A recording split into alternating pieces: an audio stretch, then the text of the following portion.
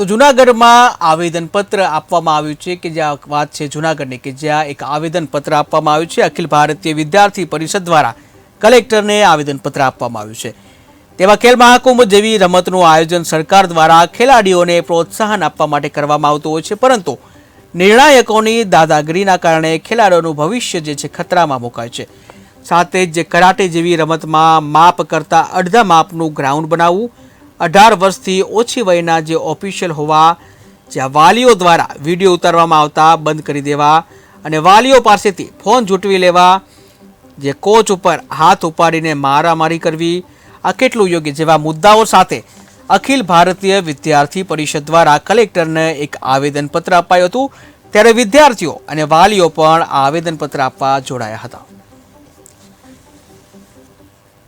सरने मारवा जोड़े तो ए कोई अंशे व्याजबी तो छे ज नहीं। एवं लोग करी ज ना सके ऊंची पोस्ट पर बैठा हुआ छतां अने बाळकोने पण ज्यारे अंदर रमवा जाय छे तो नथी विडियो उतारवा देवामां आवता के एना बाळको रमवा जाय छे तो बाळकोने पूछे छे के तमे कया क्लासना स्टुडન્ટ छो तो एने पूछीने रमाडे छे। ए लोको जे फर्स्ट सेकंड रैंक उपर आवता तो सेकंड रैंक उपर आवता तो थर्ड रैंक ए लोकोने आपी दे छे। एनु ए केटला अंशे व्याजबी छे? एनु कोई रीजन छे के बाळकोने तमे आ रीतना करो?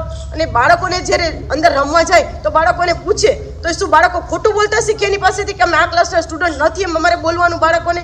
અને જ્યારે અંદર છોકરીઓ જાય છે તો વોશરૂમ જવા માટે પણ જગ્યા નથી, તો છોકરીઓ વોશરૂમ જાય ક્યાં? અને છોકરીઓ ખાલી નામ ચેન્જ કરાવવા માટે જાય છે બીજાનું। તો એમ પૂછે કે તમે અમે ક્વોલિફાઈડ છીએ, તમે અમે જે રેફરી છે અમે અમારી સામે તમારે બોલવાનો કોઈ અધિકાર નથી, તમને ડિસ્ક્વોલિફાઈડ કરી દેવા છે। એ કેટલા અંશે વ્યાજબી છે? અને ત્યાં છોકરીઓને કપડાં ચેન્જ કરવાની કોઈ સગવડ નથી, બહાર બેસવાની સગવડ નથી, તો છોકરીઓને છોકરાઓ બધા બેસે કઈ રીતે?